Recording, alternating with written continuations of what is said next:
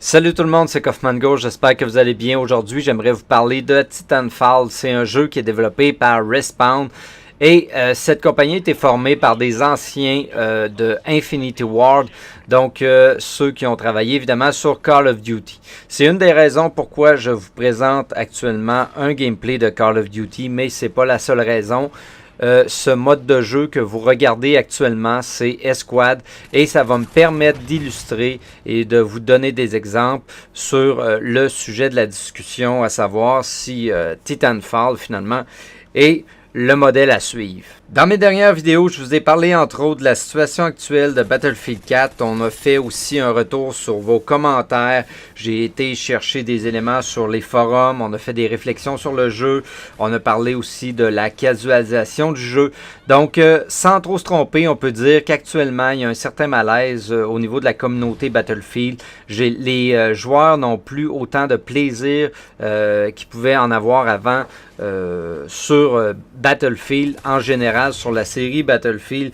Donc, on a évoqué différentes raisons pourquoi il y avait ces problèmes. Évidemment, il y avait beaucoup de bugs sur le jeu, mais c'est pas la seule situation. C'est plutôt le fait que le jeu soit de plus en plus accessible.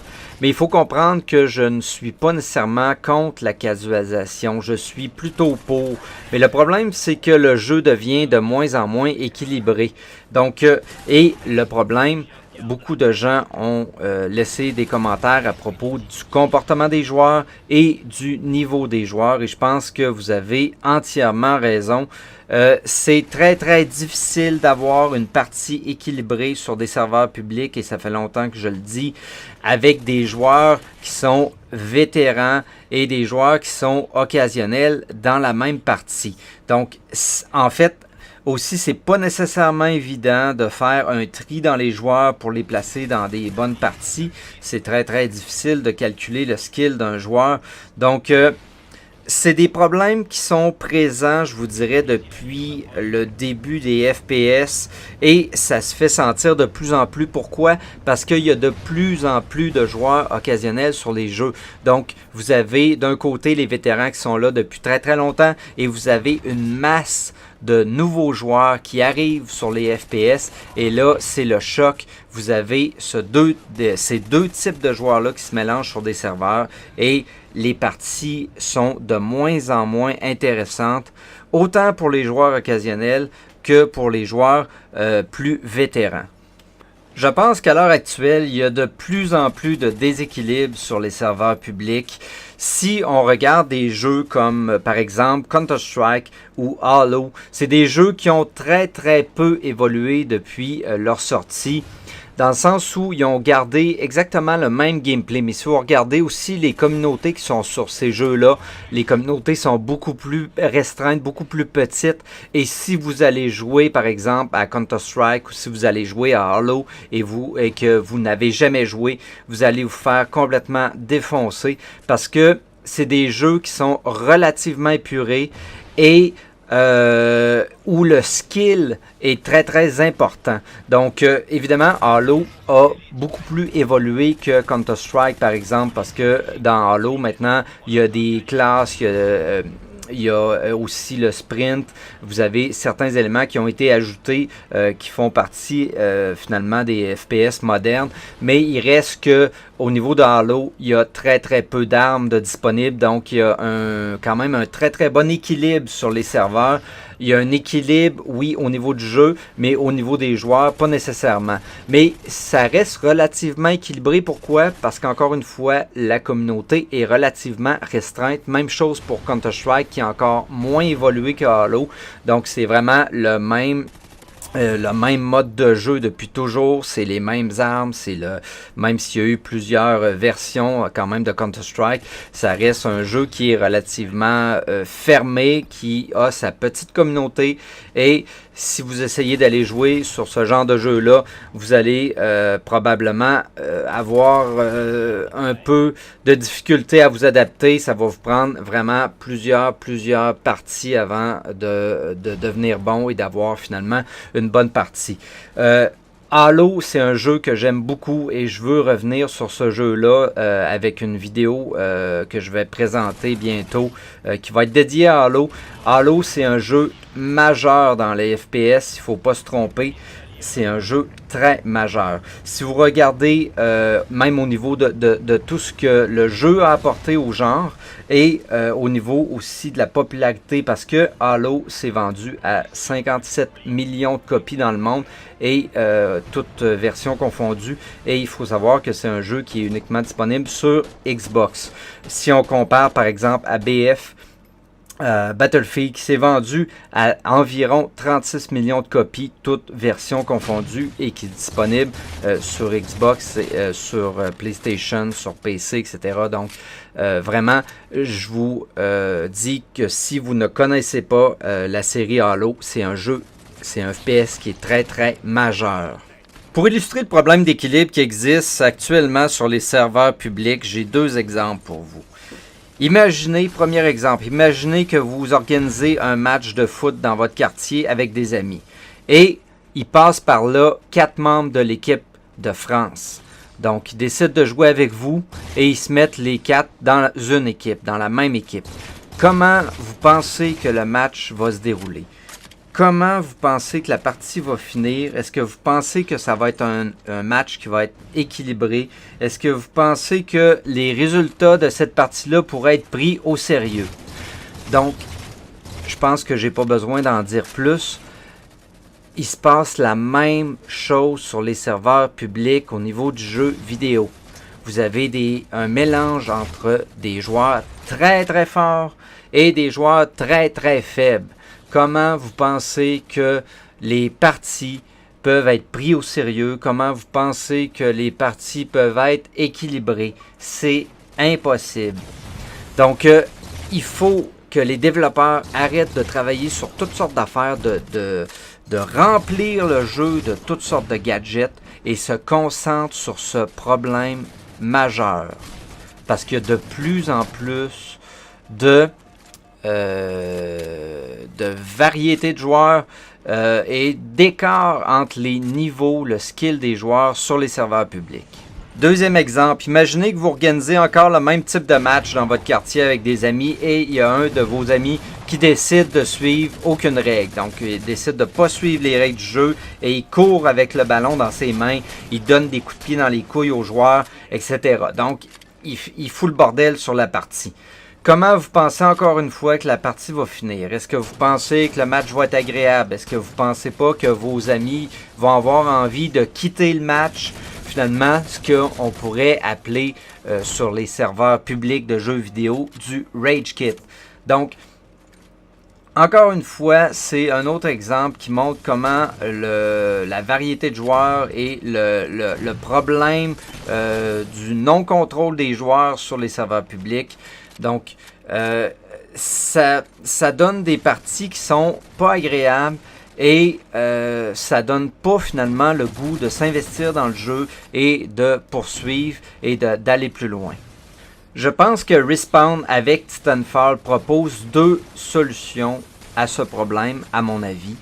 Donc, amène deux mécaniques de jeu qui sont, à mon sens, très très intéressantes. La première, c'est que si vous avez suivi un peu l'actualité de Titanfall, vous savez que c'est un jeu qui va se jouer à 6 contre 6. Mais pour une possibilité de 48 joueurs. Donc, il va y avoir 6 joueurs humains par côté, par équipe, et le reste va être rempli avec des intelligences artificielles, donc des bots. Donc, je sais qu'il y en a qui vont tomber en bas de leur chaise quand ils entendent ça. Surtout ceux qui ceux qui se considèrent comme étant des pros. Donc, c'est un affront à leur skill incroyable. Jouer contre des bots, quelle idée. Mais, je pense que ça va vraiment permettre d'équilibrer les parties sur les serveurs publics. Pourquoi? Parce que une intelligence artificielle, un bot, qu'est-ce que ça fait? Hein? Ça respecte les règles, ça joue l'objectif, ça ne campe pas, hein? Ça va jouer la partie telle qu'elle est, elle devrait être jouée. Donc, à mon avis, c'est un grand plus. Pour ajouter à ça, en fait, vous aurez en fin de partie, donc ces boats-là vont s'ajouter en cours de partie. En fait, le Titan va être considéré comme un boat. Donc, il va pouvoir être autonome. Je ne veux pas nécessairement rentrer dans tous les détails, mais au fur et à mesure que la partie va avancer, il va y avoir finalement de plus en plus de monde sur la partie. Donc ça, c'est un point qui est super intéressant à mon avis, et c'est pourquoi je vous présentais du Call of Duty Ghost tout à l'heure, parce que en fait, le mode escouade, c'est exactement ça. Vous rencontrez un autre joueur humain qui est avec son escouade, qui est un escouade de boat, et moi j'ai mon escouade également, qui est un escouade de boat. Donc c'est deux joueurs humains réels qui se rencontrent, qui s'affrontent dans une partie avec des boats. Donc ça permet d'avoir une très très belle dynamique en jeu, encore une fois à cause que les boats suivent les règles du jeu, jouent le jeu comme il devrait être joué, ne campent pas, jouent l'objectif. Donc c'est très très important. Imaginez de jouer par exemple Battlefield avec des boats, un mélange d'humains et de boats. Donc les boats vont toujours vous distribuer des munitions, vont toujours vous soigner, vont toujours vous réanimer, vont toujours jouer l'objectif, vont toujours faire ce qu'ils devraient faire. Ce qui est vraiment pas le cas avec des joueurs humains. Donc à ce niveau-là, ça permet vraiment d'avoir une belle dynamique, à mon avis, sur des serveurs publics. J'ai vraiment hâte de voir ce que ça va donner sur Titanfall lors de la sortie du jeu. En fait, je pourrais me tromper complètement, mais je pense que ça va être vraiment bien. La deuxième chose qui est intéressante également avec Titanfall, c'est l'espèce de façon d'amener, la nouvelle façon d'amener les kill streaks. En fait, votre Titan va être un kill streak. Donc, vous allez le débloquer en cours de partie. Mais comment? En tuant d'autres joueurs? Non. En fait, c'est un compte à rebours qui débute pour tout le monde au début de la partie. Et c'est un compte à rebours, disons, de 3 minutes d'après ce que j'ai pu voir. Et ce compte à rebours-là va descendre plus rapidement, évidemment, si vous capturez des objectifs, si vous tuez des ennemis, si vous posez des actions en jeu. Mais si vous campez dans un coin, après 3 minutes, vous allez quand même avoir votre Titan. Donc, à ce niveau-là, ça rime avec quoi? Ça rime avec équilibre. Pourquoi? Parce que tout le monde va avoir son Titan. Et non pas un joueur qui est très très bon, qui domine tout le monde, qui détruit tout le monde et qui va détruire encore plus parce qu'il va avoir son Titan. Non, tout le monde va avoir son Titan. Donc, encore une fois, dans ma tête, ça rime avec équilibre. Et ça, c'est très important sur un serveur public, je vous le dis, parce que actuellement, sur des jeux comme le multijoueur de Call of Duty, sur n'importe quel multijoueur actuellement, il y a vraiment un problème d'équilibre à cause justement de la différence de skill entre les joueurs et des comportements aussi des joueurs.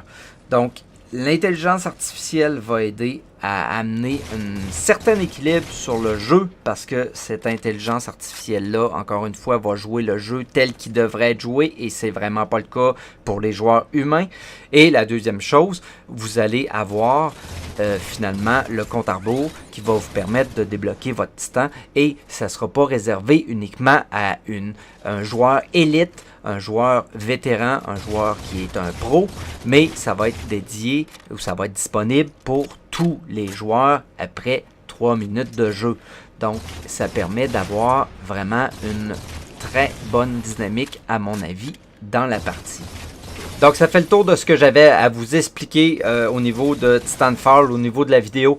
J'aimerais que vous me laissiez vos commentaires sur la vidéo pour qu'on puisse en débattre un peu plus, soit simplement en commentaire, soit dans une prochaine vidéo. Dites-moi ce que vous pensez de ces mécaniques, en fait, d'intégrer des intelligences artificielles sur des parties publiques. Qu'est-ce que vous en pensez? Aussi, la mécanique de compte à rebours pour débloquer le Titan, qui permet finalement à tout le monde, joueurs moins bons, bons ou moins bons, d'avoir finalement son Titan et de débloquer des trucs. Ça pourrait être effectivement des mécaniques qui pourraient être rapportées dans d'autres jeux, dans d'autres FPS. Est-ce que vous pensez que c'est un modèle à suivre finalement pour les FPS dans le futur?